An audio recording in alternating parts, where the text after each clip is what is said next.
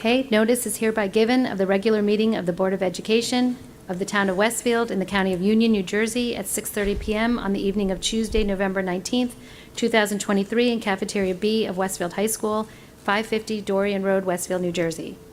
The Board will move immediately into private session to discuss matters rendered confidential by state and federal law, including personnel matters. The public portion of the meeting will resume at 7 PM. The purpose of the meeting is to transact the regular business of the Board and to transact any other business to come properly before the Board.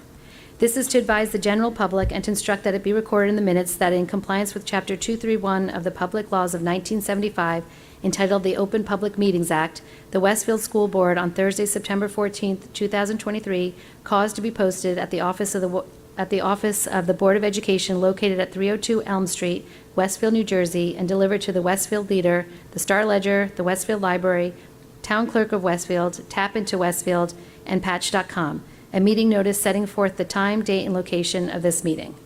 Patty, can we have a roll call? Sahar Aziz, Still here. Rob Bonaccio, Here. Kent Diamonds, Brendan Galligan, Here. Charles Delinas, Here. Layla Morelli, Here. Sonal Patel, Here. Kristen Sonic Schmeltz, Here. Mary Wickens.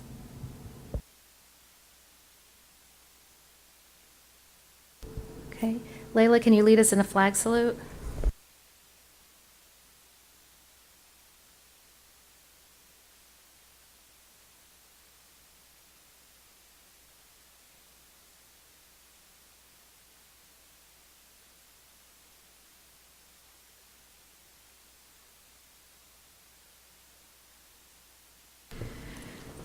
I ask the Board to approve the following resolution. Resolve that the Board of Education move into private session for the purpose of discussing matters rendered confidential by state and federal law, including personnel matters, and be it further resolved that any discussion held by the Board which need not remain confidential, and the results of the discussion will be made public as soon as practicable. Can I have a second? Second. Thank you, Kristen. All in favor, raise your hand. Thank you. We are now in an executive session.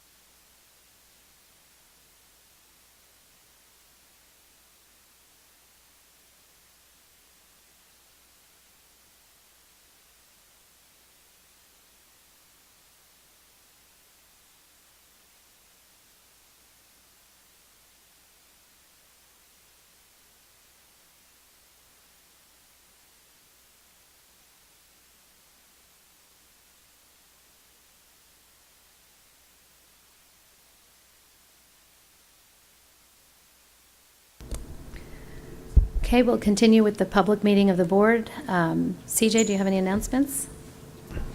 Yes. Congratulations to boys junior varsity tennis coach Matthew Varley, who will be inducted into the New Jersey Scholastic Coaches Association Hall of Fame in January. Matt was selected from nominees across New Jersey for this prestigious recognition. Thank you, CJ. Sahar? Good evening, everyone. WHS Engineering Technology Education teacher Laura Doyle is the recipient of Aero Educate Teacher of the Year Award. For the past 2 years, Laura and a team of educators from around the country have developed aviation-based STEM activities for K through 12 students, which are shared on Aero Educate's website. This summer, she traveled to Oshkosh, Wisconsin to attend AirVenture, an annual air show and 4-day gathering of aviation enthusiasts at which she facilitated activities for students and teachers in the Aero Educate Center. Laura was presented with the award on the last day of AirVenture after she had co-presented hands-on activities for more than 100 educators who attended Teacher Day to hear from aviation-based educational organizations. I'd also like to wish our Jewish residents Shana Tova. Thank you. Thank you, Sahar. Layla?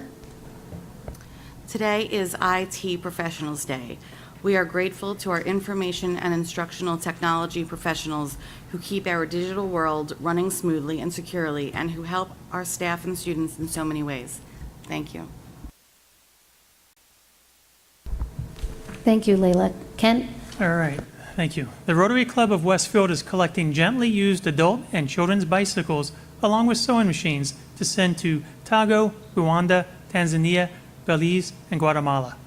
The collection will take place on Saturday, October 7th from 9 a.m. to noon at the Westfield Board of Education Building, 302 Elm Street.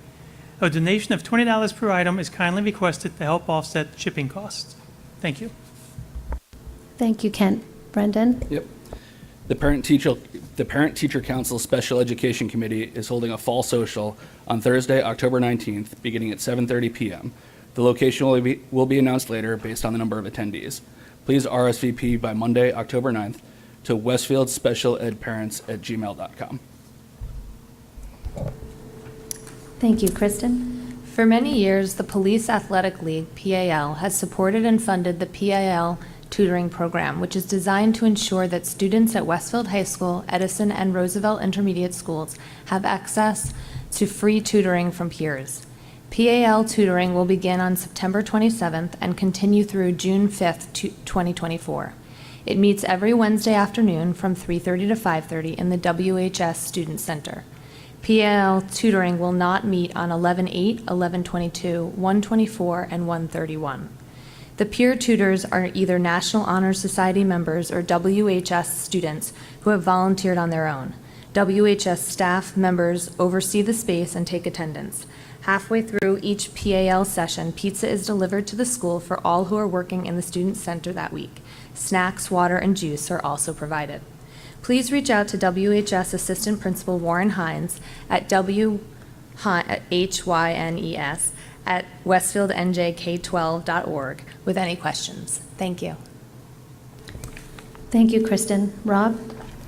Our new visual and performing arts supervisor, Shauna Longo, is among 30 music educators, 10 nationwide, the remainder from Tennessee, to receive the 2023 Music Teachers of Excellence Award from the Country Music Association, CMA Foundation, established in 2006 to recognize the importance of music education in the classroom. Shauna received the award while a general music teacher in the Hopatcong Borough Schools and was interviewed in the Franklin Elementary School music room on Tuesday by a crew from ABC Localish, a national TV and digital media network. She's in Nashville tonight to accept the award. Thank you, Rob. The next regular public meeting of the Board of Education will be on Tuesday, October 17th in Cafeteria B at Westfield High School beginning at 7 p.m. The meeting will be live streamed via the district YouTube channel, which viewers can access on the board tab on the district website. The complete agenda will be available on Friday, October 13th, also on the board tab. At this point, I'd like to turn it over to Dr. Gonzalez for a report by district administration. Thank you. First of all, I just want to wish everyone a happy new school year as we launched into the 22-23 school year. I'm sorry, the 23-24 school year with welcome back to our students and staff right after the Labor Day weekend.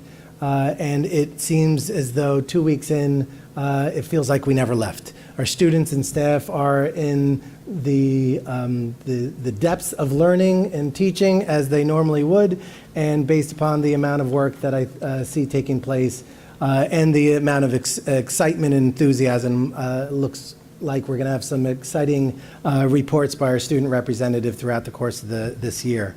For my superintendent's report this evening, there are going to be 3 reports that I provide as required by the Department of Education. The attachments and the notes for the records and associated with the agenda will provide the details, but I'll run through the summaries this evening. The first is the Student Safety Data System report for the second period of last school year. So the reporting period is divided into 2 periods. The first half of the school year from September through December, and then the second half of the school year from January to June. So the report this evening that you'll see listed in the attachments provide the data from the second half of last school year.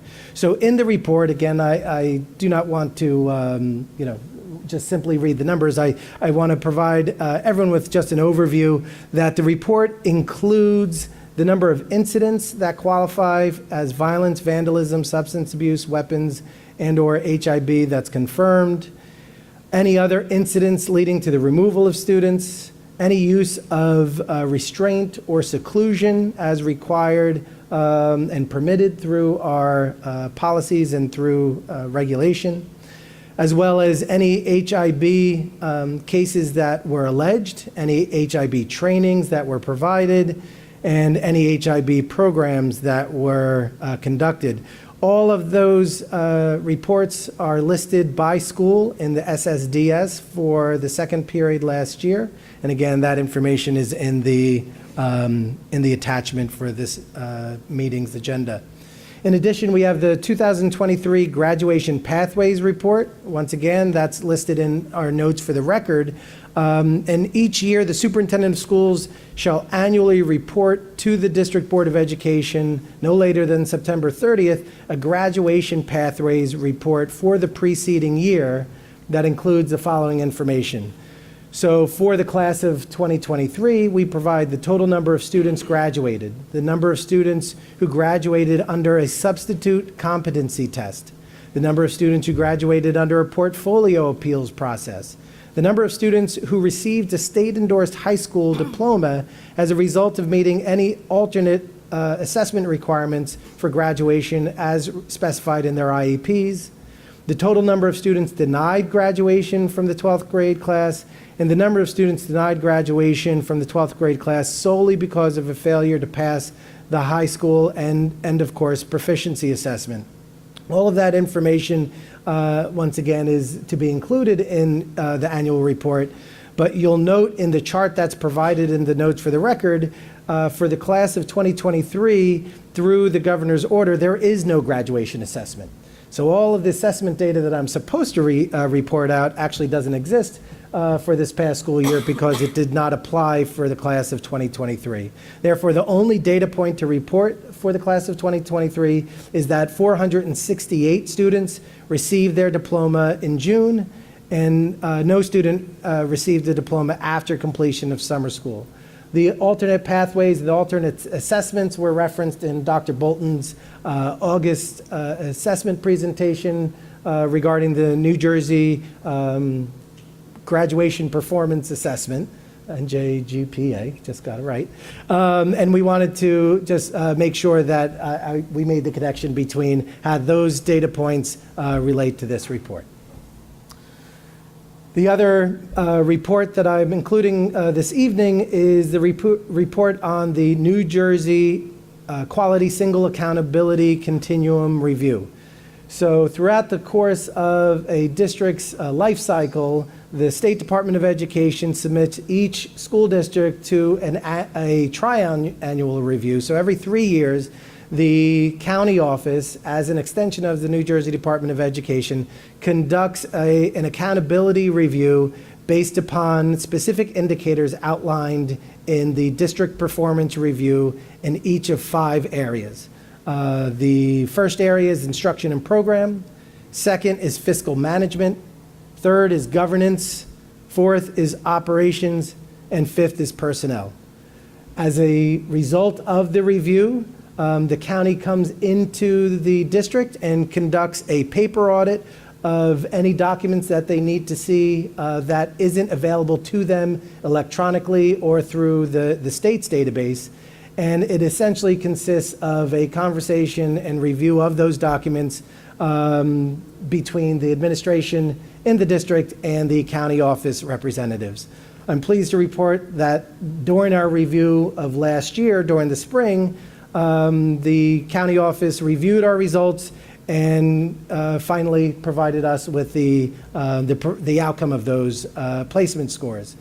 The result of those placement scores indicate that in instruction and program, we scored 88%, fiscal management, 100%, governance, 100%, operations, 100%, and personnel, 97%. By virtue of all of those percentages being in excess of 80%, I'm pleased to report that our district has satisfied the minimum requirement and as such is being designated as high performing. If we were below 80% in any of those areas, the district would be designated as a need of improvement and would have to develop a corrective action plan to address anything that is deficient.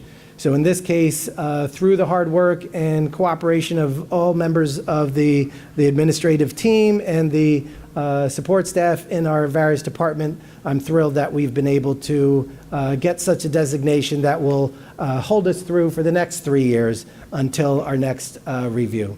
So at this time, I'd just like to congratulate and thank all members of the staff who contributed to this accomplishment, as the review and the preparation for this review is an arduous process, and again, no simple task. So thank you for all the cooperation that we experience.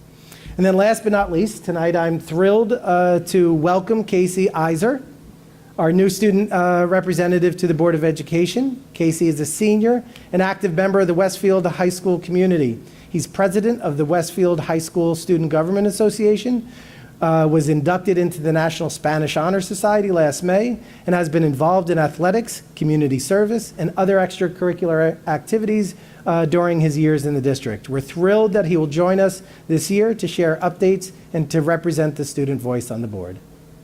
That concludes my report this evening. So at this time, I'd like to turn it over to Casey and welcome him, and we look forward to hearing your report. Hi, my name is Casey Iser, and I am excited to serve as this year's student representative to the Board of Education. I am currently a senior at Westfield High School, where I have the honor of serving as student government president and editor-in-chief for High's Eye, the student newspaper, and a member of the No Place for Hate Club. I feel that being a part of such a variety of activities within the school community allows me to accurately represent the interests of the student body at these meetings. This year, as students returned to Westfield High School, they were greeted by some of the traditions and attributes that make WHS so special, in addition to new procedures, facilities, and programs. On September 6th, the class of 2027 was officially welcomed to the high school during their freshman orientation. After listening to speeches from both the student government and Mrs. Fendis, they had the opportunity to tour WHS with an upperclassman leader from the National Honor Society or Transition Project. This event was very successful in both helping students establish their bearings in a new school and also interact with new people they might have never gone to school with previously. Although school has only been in session for 9 days, Westfield High School has jumped right back into its routine. High's Eye is in the process of editing its first edition of the award-winning student newspaper, which will be published this Friday. BDTV, the school's morning announcement show, started streaming on the very first day of school and broke the glass ceiling by featuring 2 female anchors for the first time in its history. Although many great constants in Westfield High School remain, some significant changes have been made since last year. For the first time, WHS has a gender-neutral bathroom that students will be able to use. Another major change is that the grade portal has been updated. Students will now have separate accounts from their parents to view their grades, parents can report absences through the system, and conduct will also be visible. Outside of school, Westfield's athletic program is off to a strong start. Something special about the Westfield community is its enthusiasm for high school sports. Although there have only been 2 weeks of games, students have been cheering the Blue Devils on at both home and away games. Senior journalism students have also been reporting on varsity games for High Sports. With the start of the school year also comes the return of WHS clubs. There are over 50 officially recognized school clubs that students participate in. One of SGA's top priorities this year is to streamline the club system to ensure that clubs do not encroach on each other's fundraisers. There will be a meeting this Thursday with student representatives from each club to go over this year's fundraising guidelines. Next Thursday, September 28th, will be Back to School Night, which is historically a worthwhile opportunity for clubs to fundraise and self-promote. Clubs and sports teams can sign up to reserve a table in Cafeteria B during Back to School Night. There, they can sell merchandise and food to generate funds to be used for their club events. The next day, Friday, September 29th, will be the annual WHS Club Day. During all lunch periods, club leaders will be in the Dr. Nelson courtyard with information about their clubs. This is a great opportunity for freshmen to learn more about what clubs WHS has to offer and for upperclassmen to expand their involvement in the school community. Throughout the year, SGA also hopes to raise school spirit. The last Friday of every month will be a Spirit Day in which students dress up according to a theme. The first Spirit Day will be Westfield Spirit Wear on Friday, September 29th. This Friday will also be a special Senior Sunrise event to help the class of 2024 commemorate the start of their senior year. Another means of raising school spirit and strengthening our school community is through monthly activity periods. This past Friday was our first activity period. The bell schedule is altered to allow for students to take part in classroom discussions to promote self-reflection and positive thinking.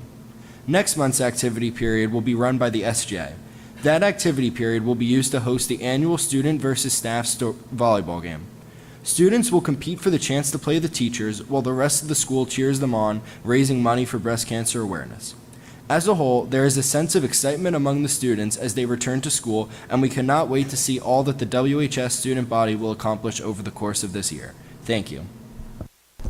Hi, Sonal, I have a question for Dr. Gonzalez whenever it's the appropriate time regarding your presentation.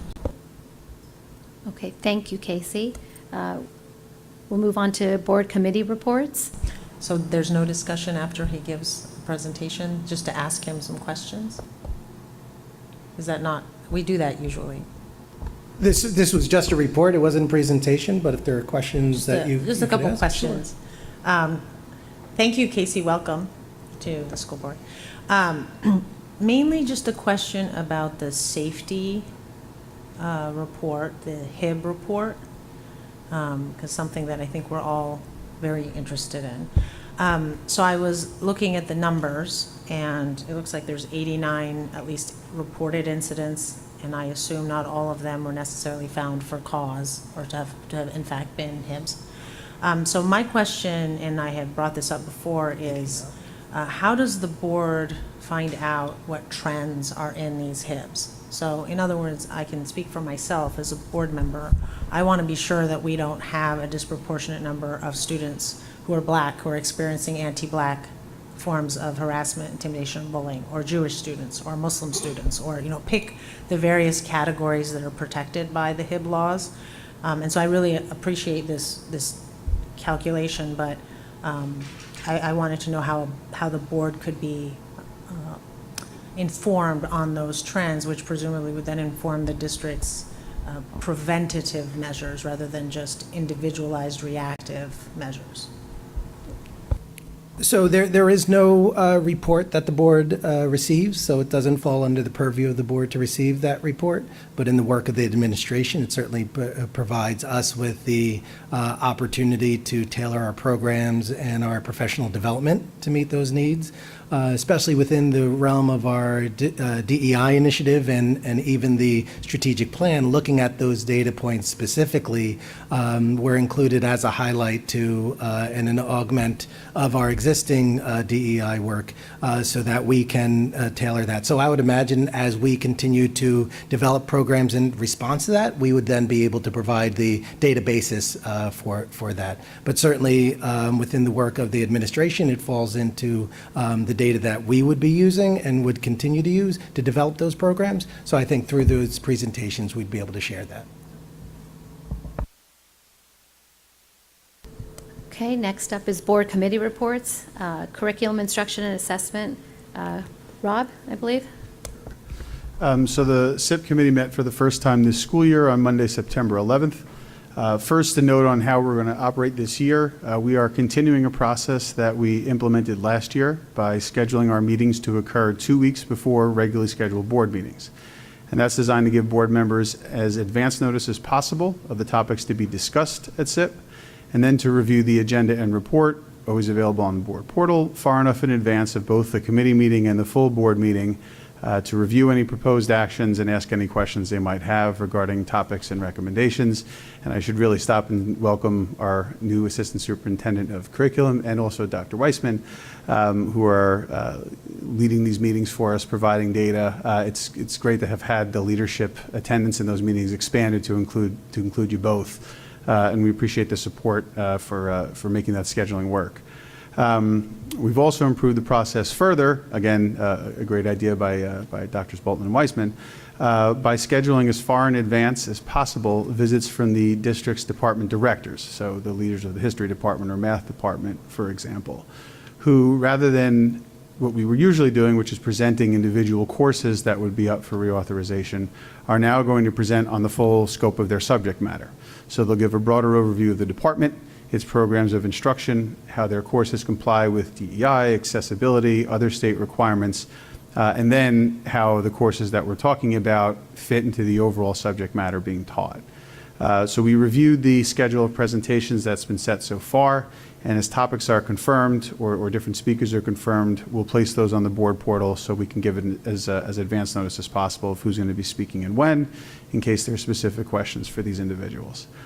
We also discussed communication workflows for agenda items that are going to be applicable to all committees, and these are one of the items that may be included in a new board handbook that's currently in draft or comment form, but I think that's to be discussed a little later. We then got into the meat of the meeting, discussing multiple policies that are going to be introduced for first reading during the policy portion of our agenda.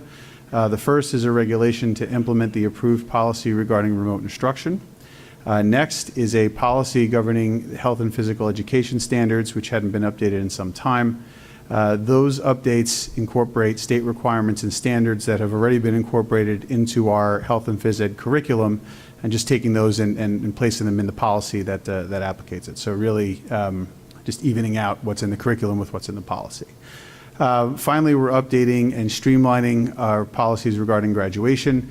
One is being updated again to align it with state standards we're already meeting, but weren't actually in the document. And we're also ensuring that the document reflects an honor that students receive at graduation, which is the state seal of biliteracy, which is actually on their diploma. Again, something we've been doing for some time, but wasn't actually written into the policy. We are eliminating, and that's on for policy as well, policy 5461, which covers graduation exercises, because the bulk of that policy, with one exception that I'll explain in a second, was duplicative of the policy I just described. So no need to have two things that say the same thing.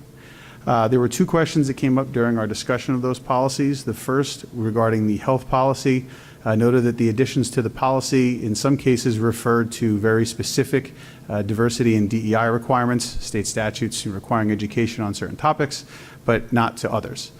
So we asked the administration to review that policy and ensure that what we were approving was supposed to cover everything, not just the things that were individually mentioned. And that response came back with yes, the policy had general provisions ensuring that where these diversity standards should be incorporated into the health and phys education curriculum, it covers all the initiatives required by the state, not just some that were specifically mentioned. The second was regarding language in the graduation exercise policy that we're eliminating. The one thing that was a little bit different from that than the others is a requirement that the district provide financial assistance to students who might not be able to fully participate in commencement activities due to financial hardship. So you may not be able to afford the cap and gown, things like that. We are going to maintain our practice of covering those expenses after a discussion with the administration.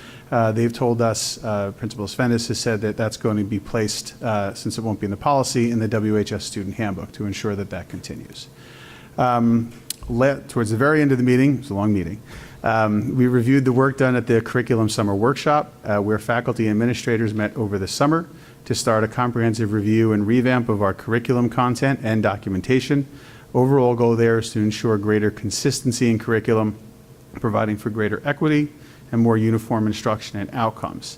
There is a significant amount of work to do to achieve this, which is a central objective of Strategic Plan Goal 1, which relates to curriculum.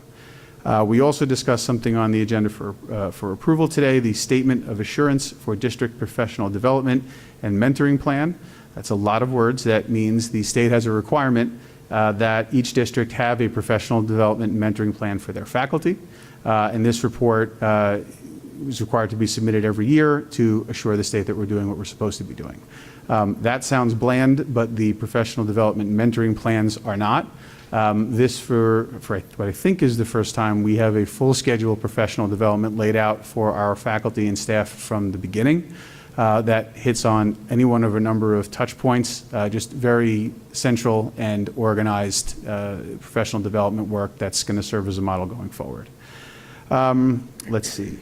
We also were advised that structural changes are being implemented to eliminate some scheduling roadblocks for students who wish to enroll out-of-district and VOTEC programs, while also enrolling in certain special programs at the high school due to schedule conflicts. That's been remedied. So students don't have to choose between one program versus another. And that's really about it for that. Up for approval today are 2 student-teacher candidates, as well as the Statement of Assurance for Professional Development that I mentioned earlier. Next meeting is going to be October 2nd, where we're anticipating reports on the science program and the NJSLA, the student learning assessments. Thank you, Rob. I'd like to add a few things. I was on the committee. So I think, Just supplement. to the report, Yes. Thank you.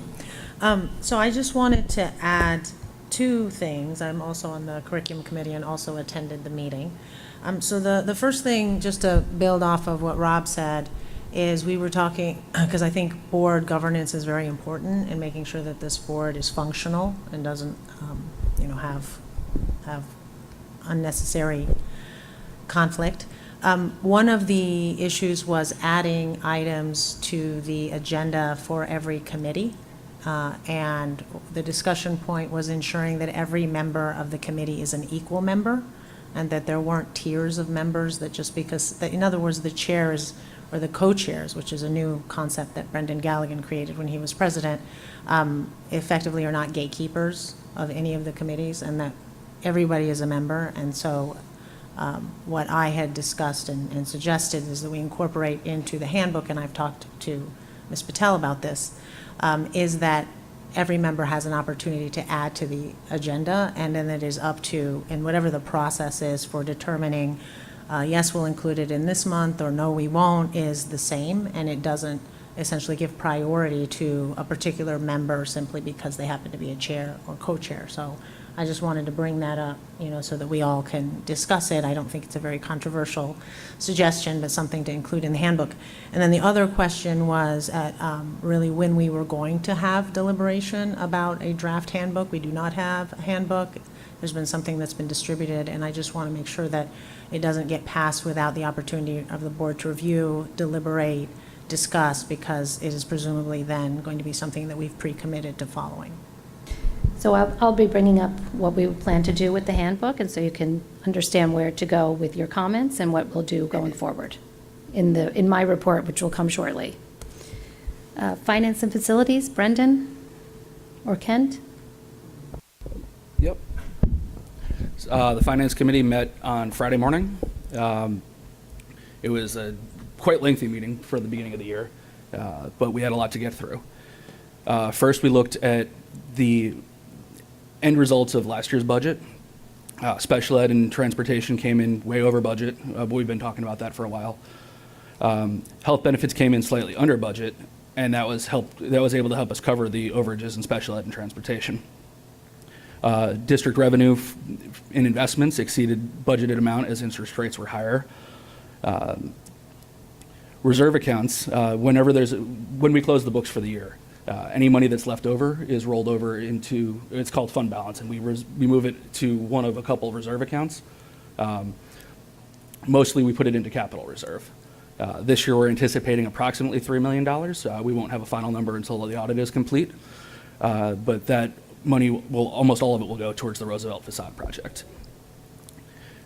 On the Roosevelt facade project, we did apply for SDA grant funding to cover part of the cost of that project. During round one of funding, we were not selected as a district.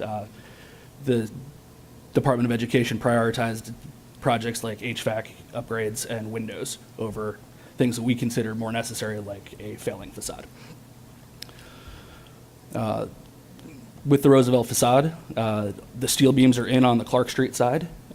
Classrooms are all opened, and the building is weather tight. Cosmetic work on the outside, including the rebuilding of the parapet, will continue through the rest of the fall. And the decorative panels that were made out of terracotta in 1920 are being made out of a special composite concrete. Those are all being fabricated for all sides of the building and should be delivered shortly, within the coming weeks or months, so that by the end of the calendar year, the Clark Street side will be completed.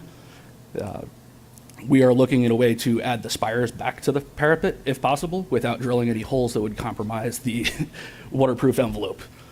We've gone back and forth between us, the architect, and the town over whether or not that's feasible. More on that to come. With Lincoln School, the remediation at the playground has been going on for a number of months now. All of the remediation work is done. The playground, the area under the parking lot is considered capped, and we'll need to proceed with ongoing monitoring and submit reports each year. The company that's provided the remediation will provide this service for us. A new pathway has been installed to the kindergarten playground on the far side of the field at Lincoln. The park that was part of the town has reverted back to us after a 30-year lease. So the playground that the town built to not use the school playground is now a school playground again.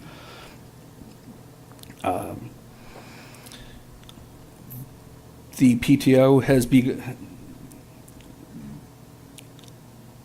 I'm sorry. Reading notes here as I go. The pour and play work will begin next week. Or this week, rather. Sorry. Hopefully the end of this week. Yeah. With the rain. It said the week of the 18th, so we'll see. Last year we received numerous requests from track parents and coaches for an additional coach or two for winter track. We're pleased to announce that we're able to add 2 positions to this year's winter track team. They'll be varsity assistant coaches, and the stipends have been approved. I believe interviews are underway this week or next week. They'll be posting for the job Okay. this week. Yeah. 2 jobs.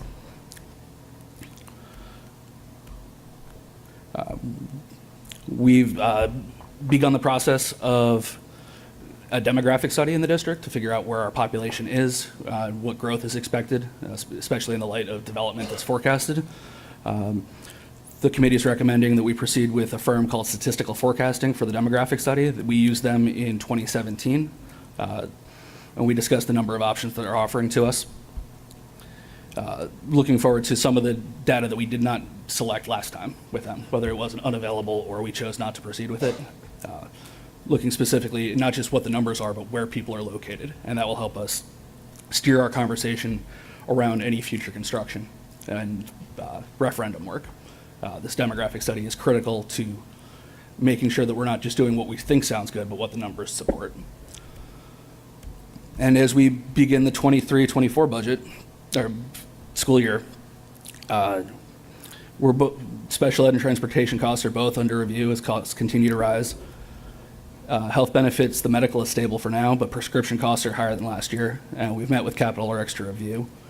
We have very few high drug costs for specific employees, and The weight loss drugs that have become very popular are also very expensive.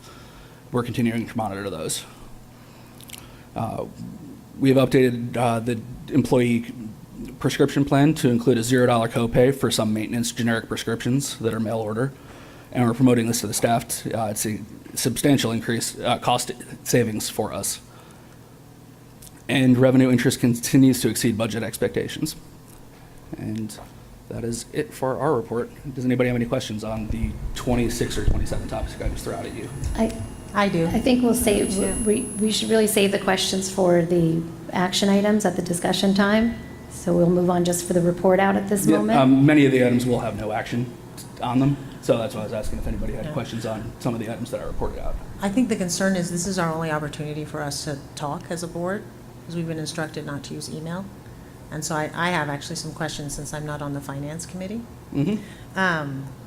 So the first thing is I just want to praise the school district for hiring coaches for the varsity track team. I know that was a major concern of many parents, and there were some safety concerns just because we have the good fortune of having a very strong interest in winter track. And as a former track athlete myself, I have a little bias there. So thank you, Dr. Gonzalez, and thank you to the athletic department for that, and thank you to the parents for letting us know that there was a need. The second question I had was related really to the role of the demographic report and how that connects back to, or connects to the space shortage issue, because I've been on this board now for over 2 years, and every time there's any kind of new ideas or creativity or excitement that's coming up from wherever the source is, it hits that wall. We don't have enough space. We don't have enough space. And I know that's, that's part of the strategic plan, but since that's a big financial issue, I'm just curious to know whether, where does that fit into the Finance Committee's discussions? At what point in time? And is this demographic report connected to that, or is that something completely separate? And if it is, I just don't know what it is. First of all, fantastic question, because it is something we've been trying to wrap our heads around how to solve. The answer is always we don't have the space. What was going to be part of the next meeting's report, because it will be completed then, is our new architect has been touring our facilities, making note of current conditions, as well as meeting with various department heads to figure out what spaces are needed to do various programs. We obviously know we have a space shortage, whether it's for an expanded STEM program, full-day kindergarten, or to bring special ed programs back in-house. But we need to know how much space we need, not just that we need more space. So that's where bringing a new architect in who has a different eye for the district, it doesn't have any relationship to other projects that have happened, can tell us the best course of action going forward to allow us to offer the programs that we feel are most appropriate for this district. So when do we think what are we thinking timeline-wise when we'll have a sense? So the audit of the current facilities is expected to be done in October. By December, we should have a report, roughly. That could be earlier, could be later, but that's a rough timeline. And then sometime next spring, we should have an idea of if we could do everything, what it might look like. Thanks. Hopefully to be able to go out to bond in the 24-25 school year, if we're going to proceed with the bond. Thanks. That's it. I want to add something too. I was at the finance meeting, just to piggyback on what Brendan said. The facilities audit also includes an outdoor audit. And so we are looking at all our fields, so I'm excited to announce that we are beginning the discussion about field maintenance plan, and we will update that, as we gather more information. Thank you, Kristen. Thank you. Layla, can you give us the report on policies, personnel, and governance? Sure. So the PPG committee met on September 12th. We confirmed the schedule of our PPG meetings for this year, and these dates will be posted on the portal and on the board calendar. In terms of governance and legislation, we began our conversations regarding the future 2025 through 2026 and 2026 through 2027 school calendars. The calendar is set for the current school year and for next school year. Future calendar years are a work in progress. This was a very peripheral beginning conversation. The committee discussed and walked through existing resources such as pertinent websites, the calendar, the list of observances, along with the importance of consulting with community members of the DEI committee. Administration will continue to explore options and opportunities to expand the calendar and gather data to help inform the process and impact. We also continue to look at the board handbook drafts from a PPG standpoint. At this time, all committees have had the opportunity to provide input on the handbook from their perspective committee lens. If they haven't, they should have. After all feedback from committees and members has been considered, the PPG committee will review the final product to determine what, if any, bylaws are impacted. The committee discussed a full review of the board bylaws for the coming year when compared to the Strauss-Esme policies, beginning with any bylaws directly referenced in the handbook. The handbook would be voted on for adoption yearly. It is a fluid document. It would have to be adopted every year. Fluid means that it can be changed. It could minimally yearly. As Rob stated, thank you, Rob, the policies on the agenda tonight were reviewed and presented to the curriculum committee. The policies under A are mandated and revised due to Strauss-Esme updates. Item B is recommended to be repealed by SIP due to redundancy. That is my report, since we are talking about the handbook at a later point in the meeting. So that's my report for now. I'm going to give the report on that right now. Okay. Okay. You Thank go ahead. Thank you. Okay. As president of the Board of Education, I convened an ad hoc committee consisting of myself, Vice President Rob Bonaccio, Layla Morelli, and Kristen Sonic-Schmeltz. We met with Dr. Gonzalez on Tuesday, July 18th, to develop a handbook consisting of a comprehensive guide to the roles and responsibilities of our school board members. The handbook is designed to provide members with a clear understanding of their duties and to provide guidance on effective communication, meeting procedures, and committee participation. The handbook follows many NJSBA best practices and procedures in addition to our board's adopted policies. Dr. Gonzalez introduced the handbook to the full board at our board retreat on August 29th. Board members were encouraged to review the handbook and provide feedback to administration during September committee meetings. I plan to reconvene the ad hoc committee in the coming weeks to review input that's received and then finalize the handbook with the intent to adopt it at a near future board meeting. So I have a question. Did you receive my comments? Okay, great. So at what point do people who are not on the ad hoc committee that you selected have an opportunity to discuss anything that you don't accept in terms of our suggestions? Because there were many areas that I had some concerns with. I mean, one of them was that essentially saying we couldn't use email to communicate, which I don't agree with. I understand the quorum rules, but and there were other areas, and so I'm trying to figure out how those who are not on the ad hoc committee, other than giving you the comments, but if they're completely rejected, is there an opportunity for us to discuss and kind of negotiate and be able to talk among ourselves, since this is, and I assume it's also not binding. It's not a policy, it's just guidance. And also to maybe get our NJSBA, I think it's Patty Reese and Gwen Thornton to be able to participate and make sure that it is a deliberative process and that all of us have input into it, and that we all kind of have some consensus around the final product. And I'm happy to go through in detail kind of my issues with it, but again, I'm trying to figure out what the right forum is. We received the feedback. We will go over it when we reconvene the ad hoc committee meeting. We are looking for majority, since we are a board of 9, to see what kind of feedback we get. So it will depend on what feedback we get from whom, how many, and that at that time we will produce the finalized version of the board handbook for review before it gets approved at a board meeting. Okay, so I'll send everybody my comments just to make sure everybody's got it, and you can agree or disagree. It's up to you. One question I had for you, Layla, just with policy was, I do appreciate the fact that you guys are at least thinking about the possibility of having our school calendar in 2025 to 2026 close on Eid and Diwali as a part of our DEI initiatives.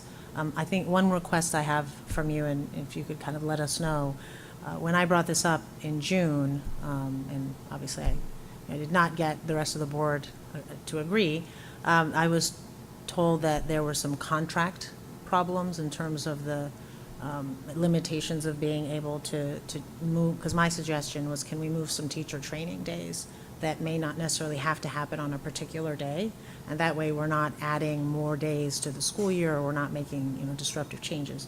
And so I guess the question or request I have of the committee is, can you take a look at the contract? Because I took a look at it and I couldn't find anything, but again, the committee can take a closer look, just to make sure that that's not the reason why we can't do it, and that may be a different reason why we won't do it. So you mentioned Diwali and Eid. There were other holidays, other too. holidays as well.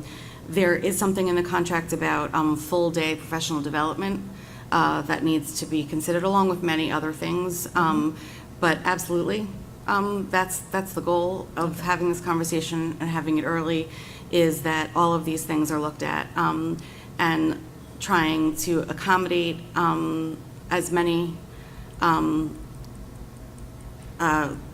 constituents, families as we can, and looking at the demographics and seeing what is needed and how it will impact the district's functioning as well. In terms of the handbook, my perspective is just that when Sonal, you and I joined, we all joined at the same time. We all joined during COVID. We were elected during COVID. We were asking for something like a handbook. We asked for almost like a cookbook, a how-to, because we had a million different questions. You ask one person, you get one answer. You ask another person, you get another answer. It was very hard to understand. So I look at the committee handbook as not only for our benefit, but for future members' benefits. And I do think it's important that every board member and administrator has a chance to critique it, to add to it, to change to it, et cetera. But like Sonal said, it is a board of 9, so if there are certain things that, is not agreed on by the whole or the majority, so to speak, that's going to happen. That's the democratic way. But I view this as streamlining the process, because there is so much, how do I do this? What am I supposed to do here? You can't do this, you can't do that. But what you said is correct. It is not binding, but it is something to say, well, this is how we are asking that it be done. And it helps, to me, it helps be a guideline to follow, and it helps ensure that all voices are heard, but that individual board members are not dictating committee agendas or the running of the district. So I didn't see anything about no emailing in the board handbook, and we went over it I went over it with a fine tooth. I think maybe there's a specific something that you're referring to, but I didn't see anything about no emailing. I don't know what you mean by that. But in terms of the chair people or the chairperson being a gatekeeper, my understanding from reading the handbook is that, and this goes for not only committee members but any board member, you reach out to the person who is the person or people in charge. You come up with, you tell them what your concern is or what your question is or your idea is. They don't get to determine whether that goes on the agenda or not. At the bottom of the agenda, which are on the portal, are possible topics to be discussed, and it's added. Now, you can't guarantee when it's going to be discussed, and you can't guarantee that when it's discussed, it's, yes, we all agree that this should be something, but that's my understanding, and you can correct me if I'm wrong, but that is my understanding, and that to me is what the handbook signifies. And Layla, I'd like to add on one thing to Sure. that. Sorry. You mentioned, no, I appreciate your comments, and you mentioned, we've come together as ideas of what we should do, but keep in mind that most of these the items that we've put in the handbook for guidance are best practices from New Jersey school boards, so they're not what we feel should happen or what we think should happen, but they are coming straight from New Jersey school boards. We have been in contact, or I have been in contact with Patty Reese, our representative, and have gotten lots of great feedback from her. So a lot of these, the items that you would see in the handbook are coming from best practices. So just FYI, on page 2, it says discussion of board business should occur during public meetings or committees. Board members should refrain from discussions through email regardless of non-quorum. Topics should be referred for consideration through appropriate committees, end quote. So I think that I'd like to have that discussion that says don't email. I mean, we could have everything in a public forum, which is fine with me. That's why I'm bringing a lot of these issues up.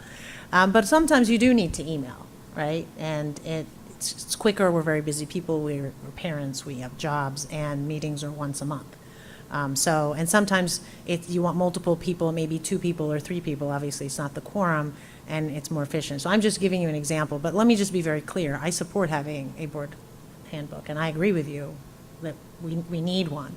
I just want to make sure that the process is deliberative and inclusive of every board member, and that we are sure that whatever comes out of it has some legitimacy, because everybody feels that an equal opportunity to contribute and participate and add their perspective, even if it may not be the majority.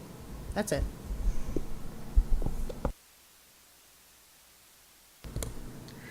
Okay, at this time, I'd like to recognize public on agenda action items only. During this portion of the meeting, district residents and staff are invited to address the Board of Education on agenda's action items only. The board requests that individuals state their name and address for the record, the specific action items they are commenting on, and asks that all remarks be directed to the board president or designee. The board asks that the members of the public be courteous and mindful of the rights of other individuals when speaking. Specifically, comments regarding personnel matters are discouraged and cannot be responded to by the board. Students and employees have specific legal rights afforded by the laws of New Jersey. The board bears no responsibility, nor will it be liable for any comments made by members of the public. If a matter concerning a district staff member is of interest or concern to a resident, the matter should be referred to the responsible building principal, superintendent of schools, or the Board of Education, either by telephone, letter, or email. Although the board may not respond to items raised during the public forum, all public comments will be considered. Please note that if any member of the public becomes disruptive during the meeting, the board president may terminate the participant's statement. Continued disruptions may result in removal from the meeting or adjournment of the meeting. Each speaker's statement will be limited to 3 minutes in duration.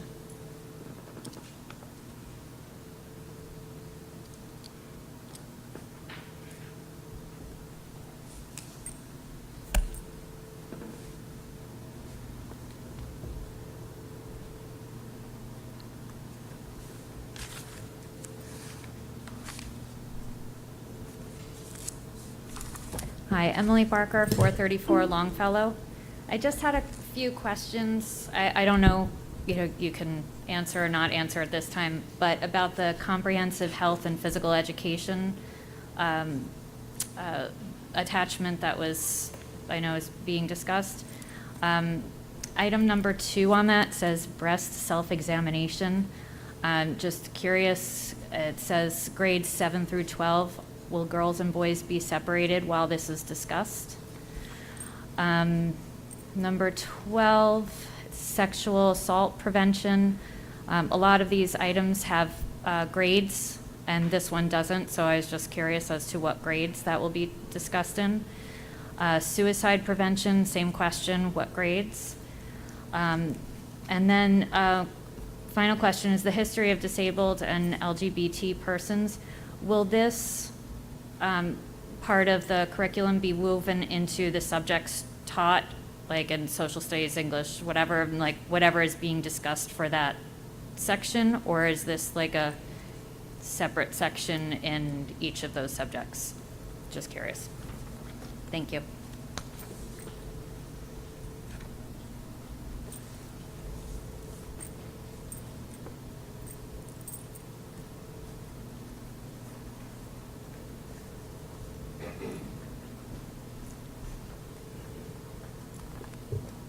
Kyle George, Westfield.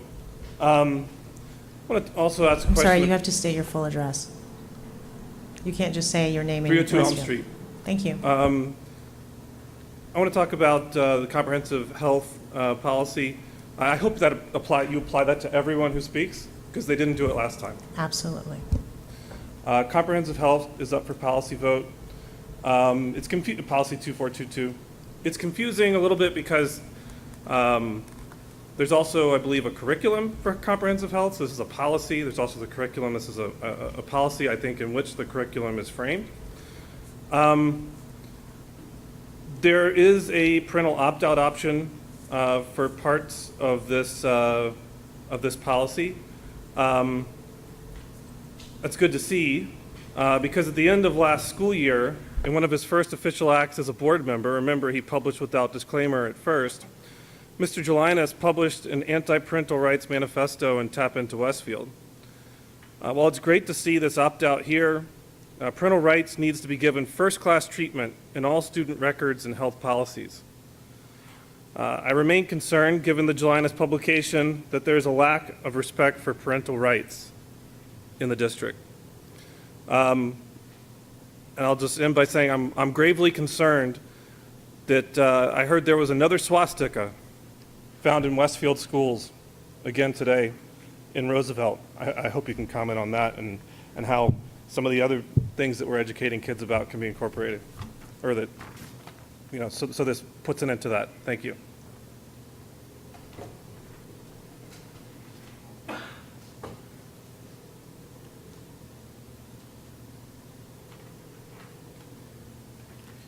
Good evening, Wael Rashid, Islamic Center of Union County. I want to thank you for your service, and my prayers for you, the educators and the students for the 2023-2024 start.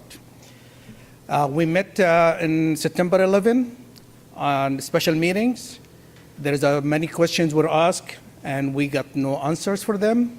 I understand you don't have to answer them. I'm sorry, I don't think this is an agenda item. Okay, I'll wait. So there's a second public portion, at which time you'll be able to speak at that time. I'll wait.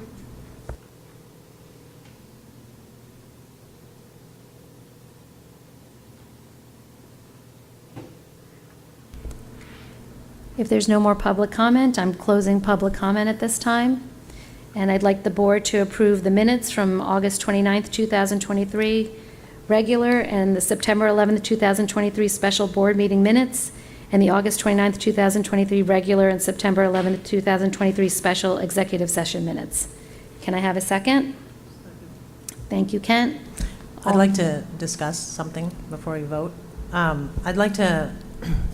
have some concerns about the minutes. The first is I just want to put on the public record that we did not, I did not, I don't know about other members, maybe the president did, but we did not receive a copy of the resolution, the board resolution, until the executive session at 6 o'clock on September 11th. There was no opportunity for us to do any meaningful review or edits, which was an intentional attempt to deny, particularly me, since this resolution was about me, and Brendan and Mary and Kristen and Zonal and Rob and Kent trying to kick me off the board. So I think that that is really unacceptable, and we need to be more open and transparent. The second issue is that we didn't even get that copy, electronic copy, until Friday afternoon after the vote. And then we got a separate, it was stuck in the minutes, and then I had to ask multiple times to get the resolution as a separate document, which I just got this afternoon. So I really hope that we improve those types of board governance issues so that we all have an opportunity. That being said, I'd like to move to incorporate my statements that I made on September 11th in response to what I think is an illegal attempt to remove me into the minutes. And the reason I think it's illegal is because Sonal Patel, the superintendent, and other board members, including Brendan, knew that I was out of the country on July 18th, so it did not come to their attention after August 29th. They knew that the first meeting was there, and had I had a chance to review in advance the resolution, I would not have accepted the current language, and in fact, that's why I abstained from voting, because I never had a chance to actually read it. So it is very misleading and it makes people believe that they did have reasonable cause to even make the motion and vote on the motion to attempt to remove me. There was never reasonable cause. They knew, many of them knew, that I was out of the country on July 18th, and therefore, Ms. Patel, you should have clarified that at the meeting, and you should have not voted yes to try to remove me, because that is a fact that you had. So are you making a motion? So I'm making a motion to incorporate into the minutes my remarks from September 11th, 2023. Can I get a second? Just a question of order, okay. Ken, second. Thank you, Ken. So can we move, can we please vote on that? Unless somebody wants to discuss that motion. I want to debate the factual parts of your debate. Hold on just a second. The same, I would ask the same thing, that we receive a copy then of that. I sent it to the board already. Oh, it's the same copy? Yeah. Okay. And then my other thing, and I'm just saying this, in my capacity as an individual board member, I'd like to refocus to the task at hand, the business at hand. So I don't know that this is an efficient use of anyone's time to go back and forth about this. I think we need to stick with our agenda, and you made a motion, Ken seconded it. I don't know that we need to have a debate back and forth. That's just my individual opinion. Well, I just want to comment that this was a very serious thing that cast aspersions on my reputation, and that caused, and that was illegal to begin with, because there was never any reasonable basis to believe that I had violated the policy, and the resolution is misleading, and it is intentionally misleading. And I didn't have an opportunity to correct it because I literally had 1 minute to look at it, which was typical of defense counsel representing the board. But there was no opportunity for me, who was effectively the adversely impacted person by this vote. So I do think it's really serious. And frankly, Layla, if you were the target of this, you would think it was very serious, because there are 3,000. Seriousness, but Brendan just said that he'd like to debate and I think that. Well, Brendan didn't show up to the September 11th meeting, and he was the one who led the charge. Okay, I mean. So Patty, I don't know the policies for adding things to minutes. Is this something that we should be tabling and bringing to policy? I just don't know the procedure. We can't table this because we do have to approve the minutes tonight, so this is one item we cannot so table. that's what I don't understand. So right now, what is the motion is to add. To amend. To amend the minutes, to add your motion. To add my remarks. Add your comments. And I got a second from Kent Diamond. Thank you, Ken. Which we have not done in the past. We have never Ever done. added personal statements to the board meeting minutes. Well, then you can vote based on that. There are a lot of things that we've never done, like try to undo elections. We've also never had a board member miss multiple consecutive meetings. Hold on, You hold on. tracking me. vote. Thank you for Hold tracking on. me, Brendan. I'm glad that's what you focus on during the summer. It's not hard to count to three, This is Sahar. not going to be a productive meeting if we continue like This this. is what I Nor was can we discussing. follow these procedures of the two of you just talking without going through the chair. So if anybody has anything else to say, then yes, we can vote. Because we do have to vote on the minutes, so this is not something we can table. And the motion is to amend the minutes to include a personal statement. Yes, so there'll be two votes. The first vote is to amend the minutes, then the second vote would be to approve the minutes as amended. If this vote fails, it would go back to just approving the minutes as they were. And it wouldn't be, it would be the remarks that I made at the meeting that were publicly available. These are not new. There's nothing new to it. It is essentially taking what's on the video and incorporating it into writing because the resolution is misleading. Just go over that again with the two votes. So the first vote is to amend the minutes to include Ms. Aziz's statement that she made at the September 11th meeting. The second vote would then be to approve the amended minutes. If the first vote fails, it will just be to approve the minutes as they already appear in the attachments that you have. One more question. By approving, by voting yes, you can include Sahar's statement. It's just saying that you're including it, not that you agree with it, correct? It's including it in the minutes, so it's on the It's record. including it that it's on the record. It's not saying that it's true fact information, or, correct? It's just putting it on the minutes. I will state that our minutes don't include that much detail, but minutes can if the board chooses to add that on. Are we prepared you to look- make this a if- precedent going forward? So if you look at our We can past vote against minutes, it. we don't include that. So You can add if your everybody's remarks. ready, we can vote on the amendment. Is that correct? Adding the amendment. Adding. Sahar Aziz, Yes. Rob Minaccio, No. Kent Diamond, Yes. Brendan Galligan. No. Charles Gelinas, Yes. Leila Morelli, Yes. Sonal Patel, No. Kristen Sonic Schmeltz, No. Mary Wickens. So we have four. We have 4 yes.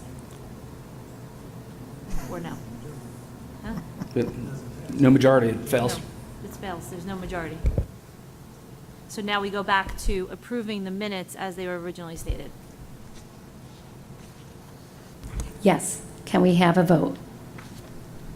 We usually, with the minutes, you just do all in favor for the minutes. Correct. All in favor, say aye.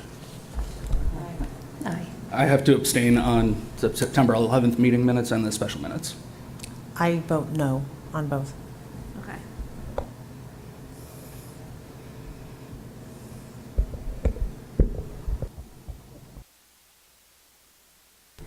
Okay, at this time, we move to board action agenda.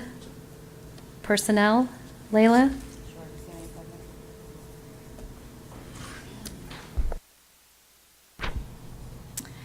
I'd like to move items A through BB under the personnel section of tonight's agenda. Is there a second? And Kent, thank you. Any discussion? Dr. Gonzalez? This evening, I have comments to acknowledge the retirements of 2 employees in our district, beginning with Beverly Torok.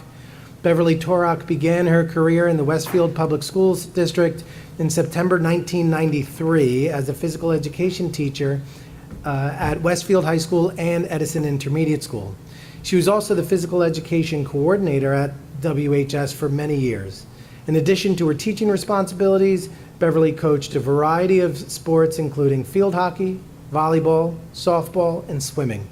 Some of her awards and recognitions include the 2015 NJSIAA Hall of Fame Sports Awards recognition for volleyball, the 2018 NJSCA Coaches Hall of Fame, the 2022 NJ.com Coach of the Year for volleyball, the 2022 NJSIAA State Volleyball Champions, and 3rd winningest coach in one sport with 492 wins for WHS Volleyball. Finally, Beverly has been working with our volleyball teams over the past 15 years to raise funds for our Pink Out to support people as they go through challenges with breast cancer. I'd also like to acknowledge this evening the retirement of John Morrison. John Morrison began his career at Westfield High School in September 2014, as a teacher of business. Over the years, John has taught financial literacy, marketing, and business principles. John is a caring teacher who supports all of his students as they learn the many facets of business education. He's able to pull from his knowledge and insight from his career in the business world to provide relevant and engaging lessons for the students of Westfield High School. John worked hard to create a new marketing course to provide students with real-world experiences. We wish both of these individuals a happy and healthy retirement. Dr. Gonzalez, if I could real quick. Beverly Torok has been a fixture at this high school for decades. If there was a whistle blowing, you knew it was her. But in addition to her long career here in Westfield and her amazing successes on the field, I just want to note that she also served with me on the executive committee of the NJSIAA for 2 years, as well as a number of their subcommittees over her decades in coaching. That's, an additional volunteer responsibility on top of her teaching, coaching, and family responsibilities. So just wanted to note that. Okay, thank you, Brendan. Dr. Gonzalez, can we have a vote? Sahar Aziz, Yes. Rob Bonaccio, Yes. Kent Diamond, Yes. Brendan Galligan, Yes. Charles Delightus, Yes. Layla Morelli, Yes. Sonal Patel, Yes. Kristen Sonic Schmelz, Yes. Mary Wickens. Okay, Finance and Facilities, Brendan, Kent? Yes, thank you. I'd like to move items A through K under the finance section of tonight's agenda. But before I ask for a second, I want to Oh, just a second, because then you can. Yes, I'm going to announce some donations I want to highlight. First, from the Mailer family for donating one used Yamaha alto saxophone valued at $500 for Washington Elementary School.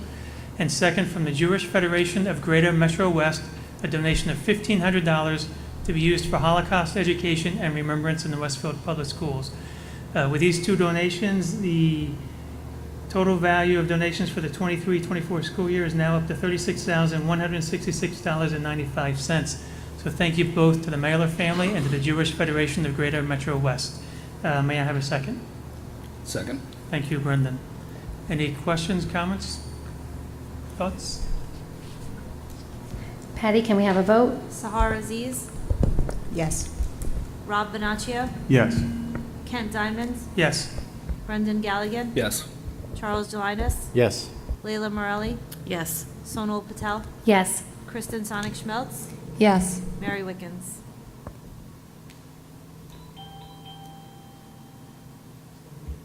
Okay, policies, Leila? Yes. I'd like to move items A and B under the policy section of tonight's agenda. Do I have a second? Kristen, thank you. Any discussion? Can we have a vote? Patty, can we have a vote? Sahar Aziz, Yes. Rob Bonaccio, Yes. Kent Diamond, Yes. Brendan Galligan, Yes. Charles Delightus, Yes. Layla Morelli, Yes. Sonal Patel, Yes. Kristen Sonic Schmelz, Yes. Mary Wickens.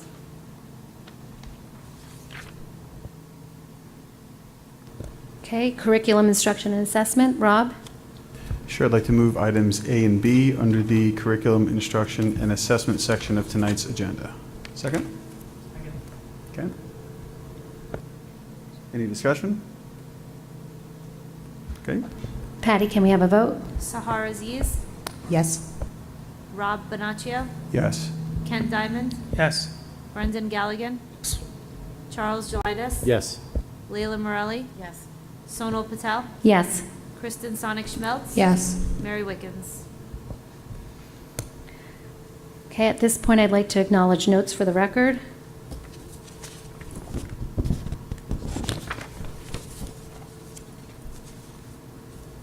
Okay, and move to any unfinished business. If anyone has something they'd like to add, if you could please let me know so we can make sure we go through this orderly. Any new business? So unfinished business would include this resolution? What's unfinished business? No, I think the resolution, since we voted and it's done, it is no longer unfinished business. Okay, then I'll wait for new business. Any new business? Yes. So I think that one of the lessons learned, right, as a professor, when people make mistakes, which this board has made in terms of issuing a resolution that's misleading and attempting to illegally remove me, an elected official, from my position, is you think, what can we learn from this, right? And I think that this is an opportunity for this board to get some formal training, because what happened on August 29th and September 11th was embarrassing, and it was a fiasco, and it made the entire school board look incompetent, anti-democratic, and, as I've said before, biased. So I would like to move to have the NJSBA provide us with training at least once a month, or regular training, I won't even keep it that limited, on the various aspects of being good elected officials and following good governance, starting with training on how implicit bias works, and starting on the various ways in which targeting particular people, just because it is not explicitly stated that it is based on their identities, but the disparate treatment of different people and the surveillance and the heightened scrutiny can be a manifestation or a consequence of implicit bias. But there are many other trainings that we need. We do not receive trainings. And when Amy Root was president, we did receive a few, which I always appreciated, and I had actually asked her that we needed implicit bias training. So I would like to move that this board commit itself to regular trainings no less than once every 2 meetings. We can, whatever the rules are, whether we do it in public or whether we do it in executive session, we'll defer to whatever the applicable laws and policies are, but that we train ourselves, and the handbook is not enough. Can I get a second for that motion? I'm not sure that that is specific enough for a motion. It's a motion to commit ourselves. No, but you're making a motion to request training from the NJSBA? A motion. Or you're Yeah. just requesting training? No, I would like to in make a general? motion for this board to commit itself, or to vote on a resolution to receive training from the NJSBA no less than once every 2 meetings. And we can discuss which training subjects, it can be through consensus or whatever the process is, but this board needs training. I think we've lost a lot of trust. While I agree with the goal of increasing board training, we can't commit for the NJSBA that they can offer those trainings on our pre-set board schedule. So to add on to We that. can invite them to come. I like We have your a idea of representative. trainings, and I acknowledge your idea of trainings. So I would move to table this motion so that we can get more information and figure out how we can commit to that and come up with a schedule. I don't think we can vote on that at this time. So I would like to move to add to the agenda, to the next meeting, a vote, or an item, and an action item on the agenda that we vote on the nature and frequency and content of training for this school board. Can I get a second? I think we have to vote on Sonal's motion to table first.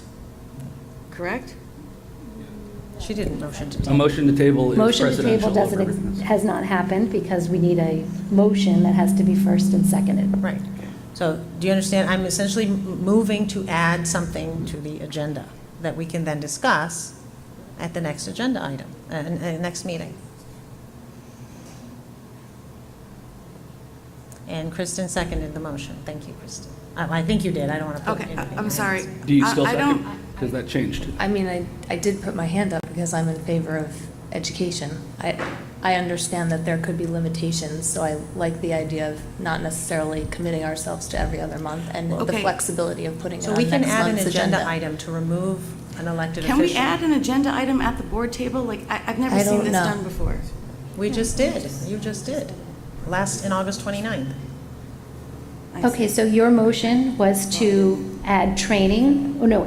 training No, to the- the next. Agenda. No, the motion is Let to me- add, yeah, why don't you Let me restate reword it? I move to add to the agenda on the next meeting an action item where the board will vote on a schedule of training sessions for itself over the next 12 months. That's my motion. And then we can discuss it before the meeting, and we can then have a discussion at the meeting, and then we can vote at the meeting about those trainings. If that's not something that we can do, then could we table it to Yeah, policy? I move to table the question. Well, it still hasn't been seconded.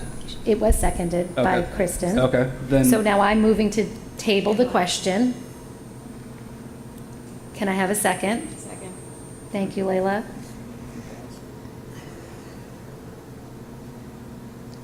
Are you So trying to that- table till the next meeting or refer it to policy and governance? I would table it and refer it to policy. It's one or the other. No, we're tabling the current discussion to move it to policy. Yeah, we're- Policy will figure out the schedule and then they'll present it to us. Just under Robert's rules, we're not tabling if we're referring. Oh. Tabling moves the action to the next meeting.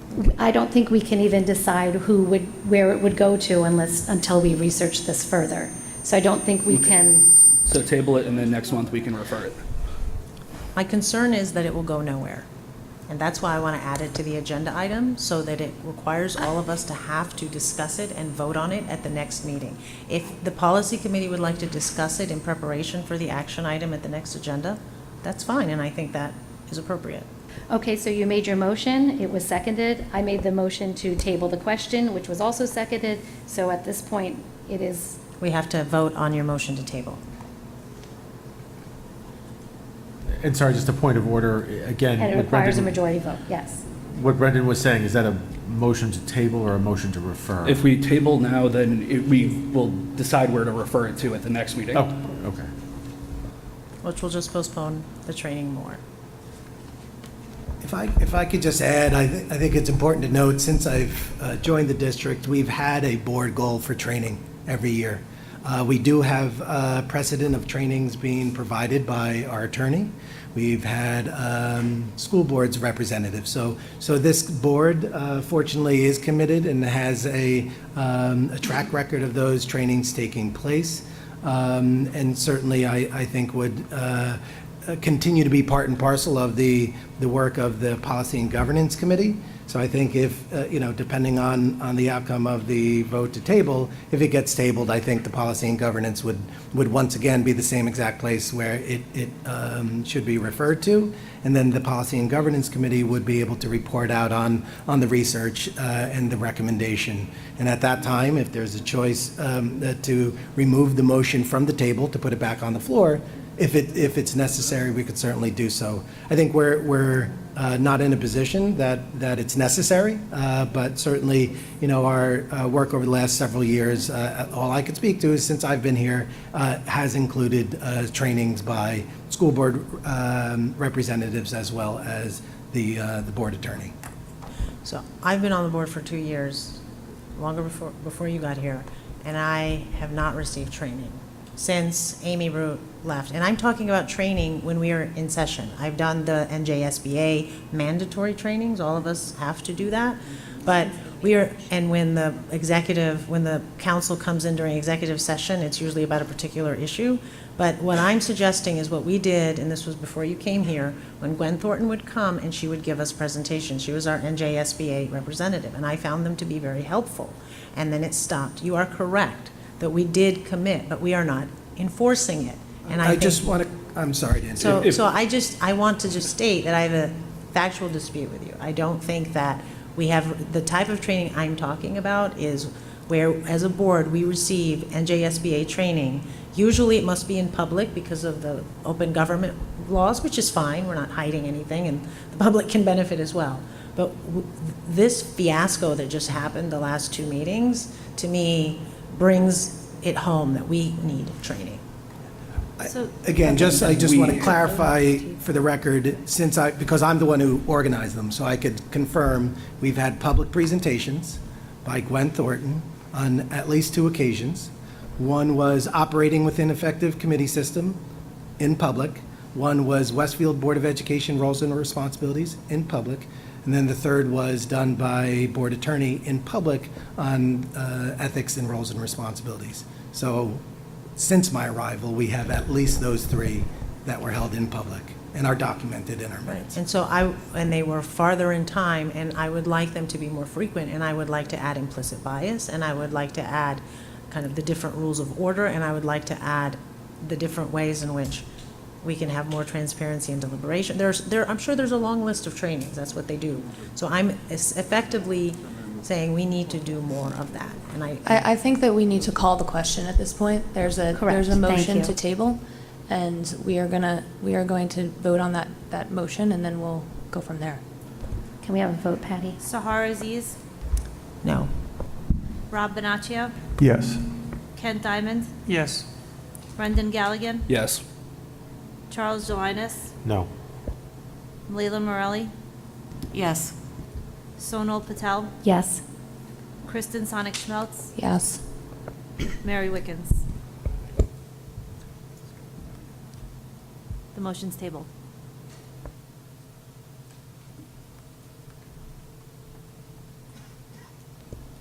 Okay, are there any liaison reports? Yeah, I have a couple, actually. So on the 14th, I attended the meeting of the high school PTSO. Just a brief overview, the high school PTSO and their executive board are involved in just nearly everything that goes on in our high school. From activities, sponsoring senior and junior parent nights, the graduation signs all come through their coordination, funding of speakers, assistance with funding to the SGA, pep rallies, you name it.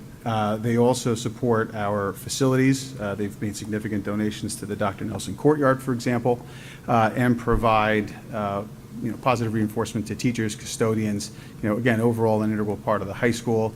They also do a lot of close work with our counseling department, which is expanding its services. College visits are now going to be back on a regular basis.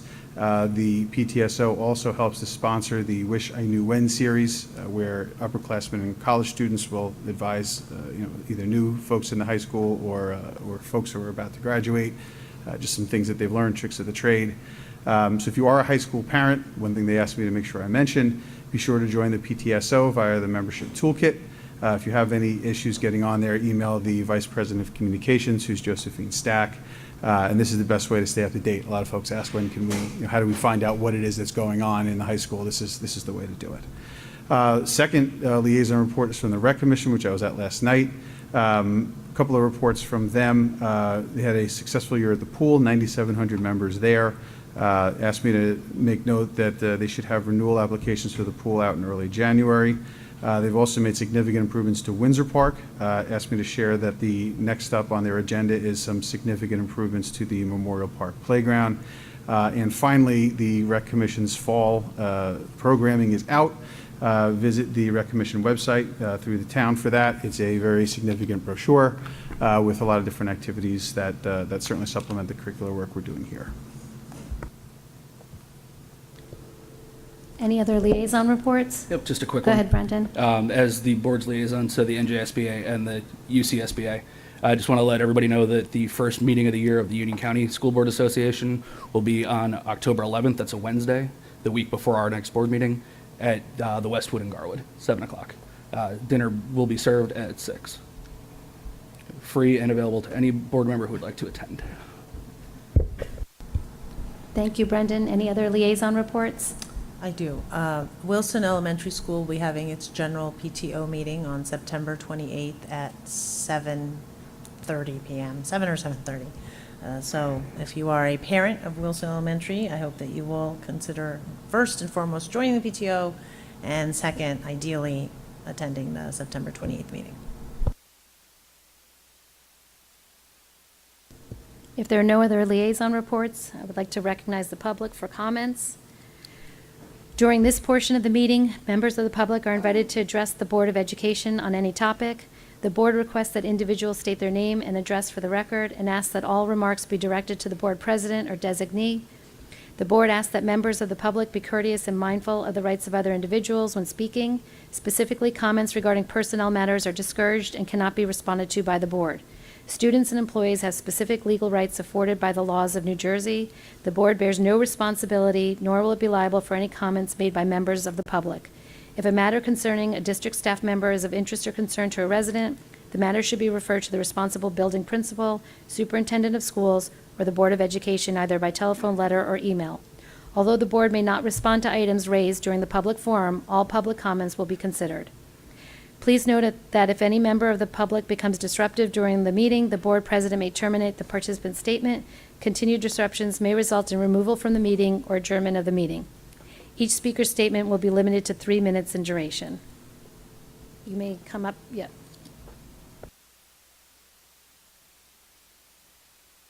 Kyle George, 302 Elm Street. Whatever you do, do not bring in the indoctrination she's requesting. It'll be a horrible mistake. So, how does it feel to be falsely called racially motivated lawbreakers by Sahar Aziz? It feels bad, right? She's done this kind of thing before. At a BOE meeting on August 30th, 2022, in regards to another Aziz controversy, I said, quote, baseless accusations and identity politics seem to be then VP Aziz's go-to methods when she's backed into a corner, and I won't be surprised if it happens again, end quote. Well, it happened again. Mr. Galligan was entirely within his right to make the Policy 145 motion. He knows the policies better than anyone. He didn't have to give absentee BOE member Aziz a heads up or vet her absences up front. The standard under the law of New Jersey, NJSBA 18A12-3, is, quote, any member who fails to attend 3 consecutive meetings of the board without good cause may be removed by it, end quote. That's it. The NJSBA and case law says that the determination of good cause is up to the board at a hearing. There's no formal definition of good cause. It's up to the voting members. There's no such thing in law or policy as an excused absence for board members either. The law lets you miss 2 consecutive meetings without consequence to allow for things like vacations or other obligations. So the motion was made, and 6 of you voted yes because you knew Aziz had missed 3 public meetings in a row. You also knew she'd been absent from many meetings overall. She missed 48% of public BOE meetings in the past year, to be exact. The law allows you to remove an absentee board member, so you took action. This was a legitimate, legal motion, clearly supported by the official attendance record. Nobody else on the BOE has missed 3 public meetings in a row. There's no double standard. Aziz then claimed that a mention of a summer trip to President Patel made her first absence an excused absence. Again, there's no such thing. So you all probably thought you'd take the high road and withdraw the motion. The motion to withdraw was introduced. You were all set to vote on it. And then she metaphorically smacked you all in the face by playing a weaponized race card. She lambasted you for nearly 20 minutes with a word soup speech, making baseless claims of conspiracy and racism and illegality. She presented no evidence of any of her claims. Now, in the week that has followed, she's been bad-mouthing all of you all over social media in public and private groups, and likely in private communications too. Aziz has called the motion illegal all over social media. Surely a lawyer and professor of law knows this wasn't illegal.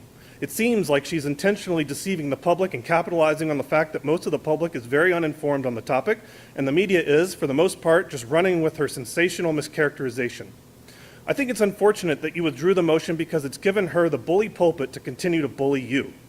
It's a shame what this world's coming to when a person, instead of taking personal responsibility for their own actions, can claim racism without presenting evidence, defame other people, and get away with it. All these statements she's making appear defamatory and likely violate Policy 169. If I were you, I'd file ethics complaints against her. I'm no BOE sycophant, but I can't sit idly by and watch 6 BOE members all be leveled by baseless accusations of racism splattered all over social media by Aziz herself, while you have to stay Time's silent up. Thank you, either Mr. due George. to BOE ethics or Time's because you're up. just too afraid to defend yourselves. Thank you, What Mr. can we learn George. from this? Your Don't You give need in to to follow the bullies. rules. Don't give in to bullies. You need to follow the rules.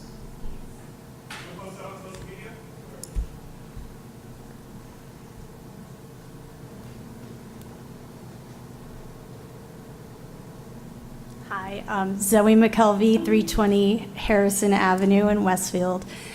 You know, it's interesting. So according to Kyle George, the board has a unilateral right to just get rid of a board member. Good cause doesn't have any meaning. So maybe, okay, I'm not addressing, I'm making a statement. I was really upset by what happened. And I believe a lot of the public is not closely following this, but I did happen to watch the meeting and all the statements made. Brendan, I'm glad, he's here tonight. I believe that Professor Aziz is entitled to an apology. You can say the motion was not illegal, and maybe that's true. I believe you've been on the board for 9 years or so, and if you're telling me a board member has never missed 3 consecutive meetings in 9 years, that's great. That's a really dedicated set that never has professional reasons to miss a meeting. I'm wondering, did anybody contact Professor Aziz before making the motion or voting on the motion to find out if she had good cause to miss the meeting? And if not, so I'd like a personal explanation of why everyone voted the way they did to make the motion. And, absent that, I believe that Professor Aziz is entitled to an apology. Thank you.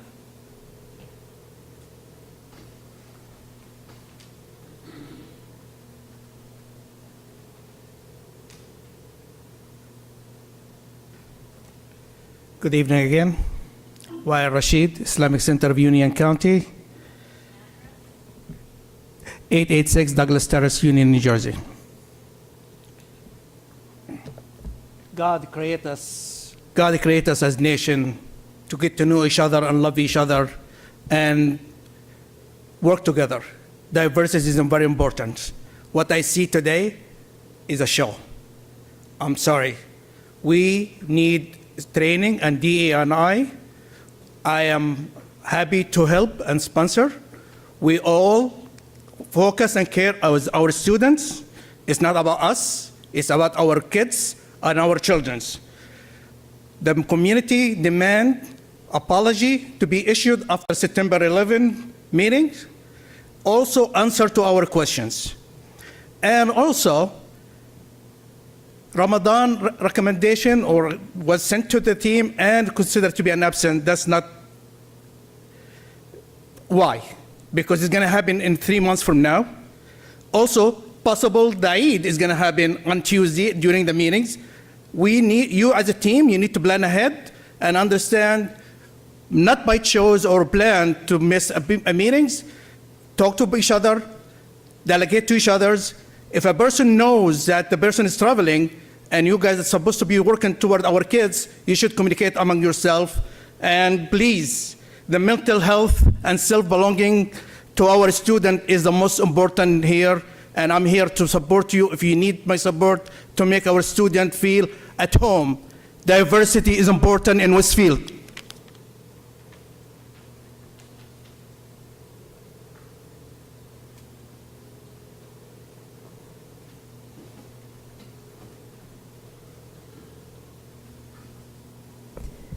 Emily Barker, 434 Longfellow. My intention this evening is to discuss the resolution to remove Mrs. Ease for 3 consecutive meeting absences, the rescinding of that resolution, and Mrs. Ease's reaction to that resolution.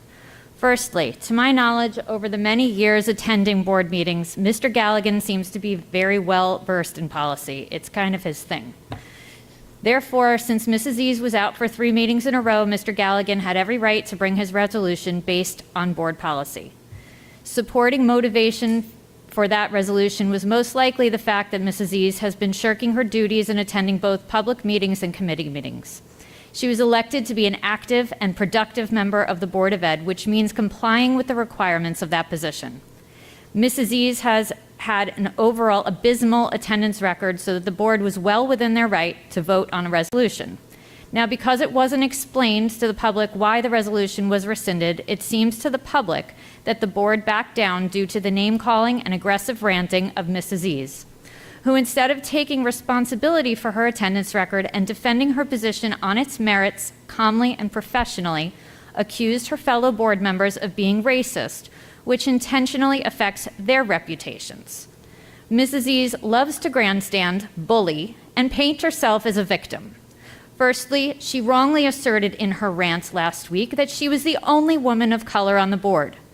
Secondly, she pointed out in that meeting that she was an elected official, which is true, and as an elected official, you shouldn't be missing 48% of the meetings you're elected to attend. I would also like to point out that Mrs. Ease is a board member in Westfield, so recruiting supporters from other communities who didn't vote for her is meaningless. In conclusion, Mrs. Ease has launched a very public social media campaign against her fellow board members, who she was elected to work collaboratively with. She is calling all of those who agreed with the resolution racist. I would believe at the very least this is an ethics violation. Calling someone a racist is a serious offense you better have proof of before you make accusations so publicly. As a lawyer, I would think Mrs. Ease would know better than to bring a charge without concrete proof. To that end, Ms. Aziz owes her fellow board members, especially Ms. Patel, a very public apology.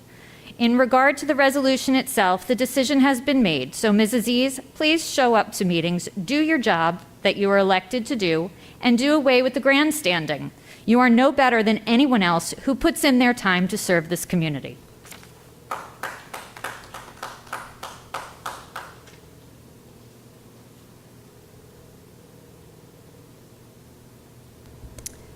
If there's no more public comment, I'd like to close public comment.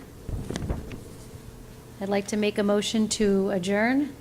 All in favor? It Oh, wait, needs do a we need a second. second? Can I have a second? Thank you, Kent. All in favor, say aye. Aye.